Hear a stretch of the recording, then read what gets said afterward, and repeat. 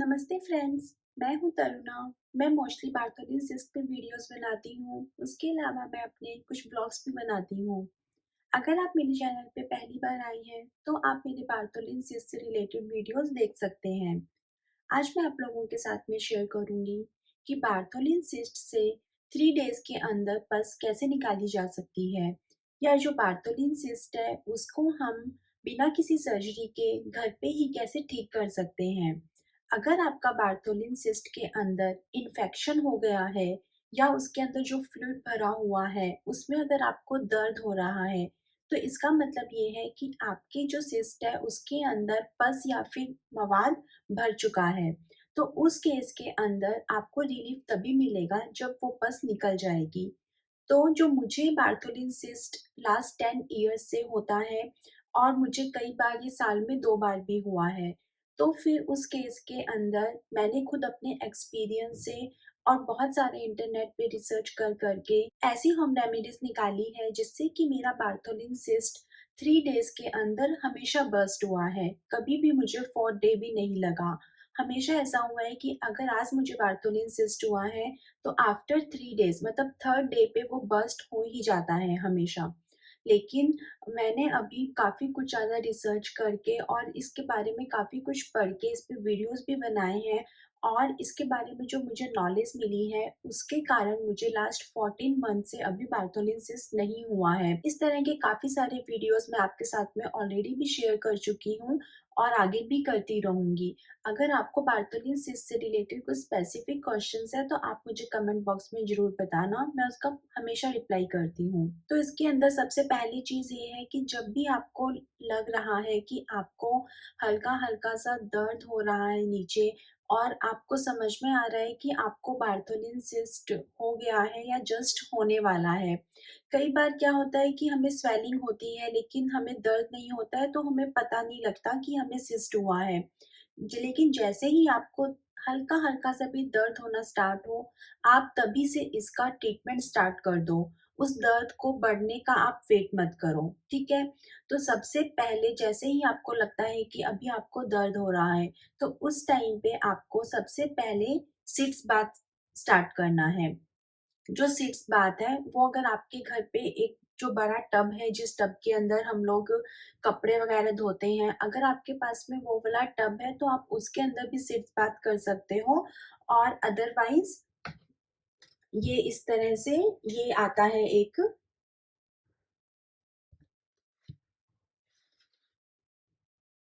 इस तरह से ये अमेज़न पे मिल जाता है। इसका लिंक मैं डिस्क्रिप्शन बॉक्स में डालूँगी।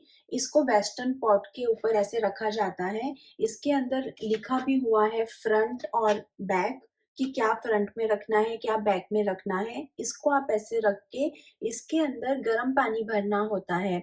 अब इसमें क्या है कि गर्म पानी हमें उतना भी नहीं भरना कि हम जल जाएँ, और एकदम ऐसे एकदम ठंडा पानी भी नहीं होना चाहिए, हल्का-सा गर्म पानी तो होना ही चाहिए।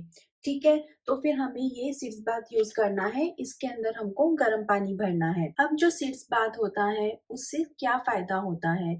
देखो, सबसे पहले तो जो सिट्स बाथ होता है, उससे हमें दर्द कम हो जाता है, सिट्स बाथ लेने से। उसके अलावा क्या फ़ायदा होता है कि ये उसको जो वहाँ पे जो स्वेलिंग होती है, जो रेडनेस होती है, और जो हमारा वहाँ पे सिस्ट होता है, उसको संकुचाने में मदद करता है, उसको कम करने में मदद करता है। उसके अलावा जो इन्फेक्शन है उसको भी ये फैलने से कम करता है, जो गर्म पानी का सिट्स बाथ है। अब देखो, जो सिट्स बाथ आप लेते हो उसको दिन में 3 टाइम्स आपको लेना ही लेना है, उससे कम से नहीं होगा। उसके अलावा अब आपको क्या करना है कि जो आप सिट्स बाथ ले रहे हो, हर टाइम आपको 10 से 15 मिनट्स तक इसके अंदर बैठना है। हम देखो क्या 2-3 मिनट में बोर से हो जाते हैं, तो आप अपना कुछ म्यूज़िक वगैरह लगा लो, या आप अपना कुछ भी ऐसा न्यूज़पेपर वगैरह या जैसा भी आपको करना है, उस तरीके से आप वहाँ पे बैठो ताकि आप बैठ सको। ऐसा नहीं है कि आप 2-4 मिनट में उठ जाओ, उससे कुछ फ़ायदा नहीं होता है। आपको 15 मिनट्स इसके अंदर देने ही देने हैं। एक बार आपको ऐसा लगेगा कि इससे क्या ही होता है, लेकिन ऐसा नहीं है। अगर आप इसे करोगे तो आपका 3rd डे पस जो है वो निकल जाएगी। तो फिर अच्छा ही है ना कि डॉक्टर वगैरह के पास में हमें क्यों जाना है। अब इसके अंदर नेक्स्ट चीज़ क्या है कि जब आप सिरस बात ले रहे हो, तब आपको इसके अंदर ये एप्सम सॉल्ट नमक डालना है आपको इसके अंदर 1 चम्मच।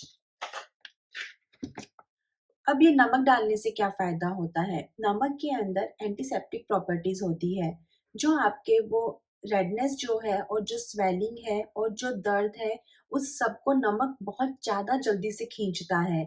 उसके अलावा जो नमक है, वो हमारे उस जो पस है, उसको पुश करता है कि वो जल्दी निकले। अगर आप कभी ट्राई करना कि आप अगर अपना सिट्स बाथ विदाउट नमक अगर ले रहे हो, या फिर विद नमक ले रहे हो तो आपको डिफरेंस पता चलेगा। अगर आप कभी नमक डालना भूल गए तो वो जो सीड्स है वो मतलब जो सिस्ट है उसको बर्स्ट होने में फिर टाइम लगता है।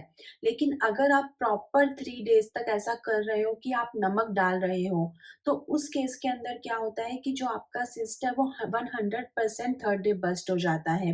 बिकॉज़ कि नमक के अंदर बहुत ज़्यादा एंटीसेप्टिक प्रॉपर्टीज़ होती है। ये उस जगह को क्लीन भी करता है, इन्फेक्शन को फैलने भी नहीं देता है, सूजन और रेडनेस को भी कम करता है और साथ में उस पस को भी पुश करता है कि तुम निकलो। अब जब आपने उसके अंदर सीड्स बाथ ले लिया, सीड्स बाथ लेने के बाद में आप उस एरिया को अच्छे से ड्राई कर लो। ड्राई करने के बाद में आपको ये एप्पल साइडर विनेगर जो है ये आपको लेना है। एप्पल साइडर विनेगर अगर आपकी बॉडी को सूट नहीं कर रहा है, आपको काफ़ी ज़्यादा ऐसा लग रहा है कि आपको इरिटेशन ले कर रहा है बहुत ज़्यादा, तो आप इसे डाइल्यूट कर लो कि आप थोड़ा-सा एप्पल साइडर विनेगर लो और फिर थोड़ा-सा पानी लो और फिर आप अपने उस एरिया पे लगाओ। लेकिन अगर आप को इतना इरिटेशन नहीं हो रहा है और आपको सूट कर रहा है, जैसे कि मैं पर्सनली डायरेक्ट लगाती थी हमेशा से, तो आप इसको ऐसे अपनी फिंगर में लेके और फिर अपने उस एरिया पे भी लगा सकते हो।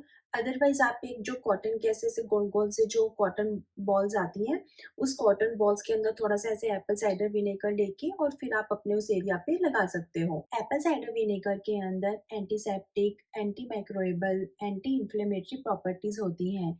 इसलिए जो इसका हमेशा से जो इसका उपयोग है वो सिस्ट वगैरह के इलाज के अंदर किया जाता है। जब हम इसको वहाँ पे लगाते हैं तो जो ये हमारा सिस्ट से जो इन्फेक्शन है उसको फैलने नहीं देता है, उसकी रेडनेस वगैरह को कम करता है और उसके साथ ही एप्पल साइडर विनेगर लगाने से सिस्ट को बर्स्ट होने में हेल्प होती है। तो इस स्टेप को भी आप बिल्कुल भी मिस मत करना। अब मेरा पर्सनल क्या है कि मैं उसके बाद में जब मैं वो लगा लेती हूँ, उसके बाद में अब आपकी मर्ज़ी है कि आप उस कॉटन को वहीं पड़े रहने दो या फिर आप उसको कॉटन को हटा दो और सीधा आप अपने अंडरगारमेंट्स पहन लो। अगर आपको थोड़ा-सा अजीब लग रहा है कि आपने ऐसे एप्पल साइडर विनेगर लगा रखा है, तो फिर आप पैड पहन लो। पैड पहनने के बाद में आप अपने अंडरगारमेंट्स पहनो, तो आपको फिर बिल्कुल भी अजीब नहीं लगेगा। तो मैं पर्सनली ये भी करती हूँ कि मैं सीधा फिर उसके बाद में पैड पहन लेती हूँ और फिर मुझे नॉर्मल ही लगता है। तो आपको ये जो मैंने आपको पूरा ये प्रोसेस बताया है सिट्स बाथ से लेके एप्पल साइडर विनेगर तक का, ये पूरा एक प्रोसेस है जो आपको फ़ॉलो करना है दिन में 3 बार मिनिमम।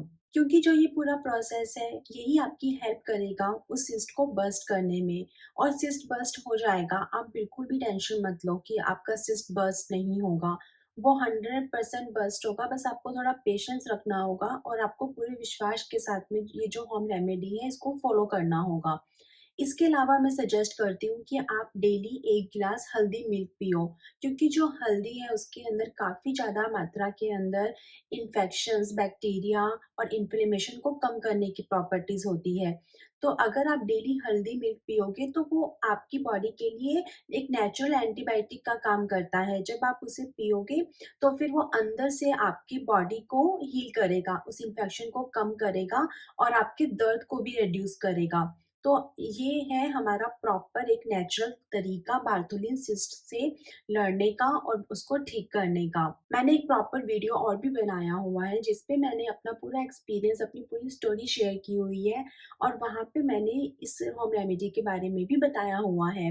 तो काफ़ी सारे लोगों ने, अगर आप कमेंट्स में देखोगे तो लिखा है कि उनके लिए वर्क की है ये रेमेडी, तो ये रेमेडी आपके लिए भी वर्क करेगी। तो आप भी इस होम रेमेडी को ट्राई कर सकते हो और आप अपना एक्सपीरियंस भी मुझे बताना कमेंट किया करके, और अगर आपको इससे रिलेटेड कुछ भी क्वेश्चन है तो आप मुझे कमेंट करना।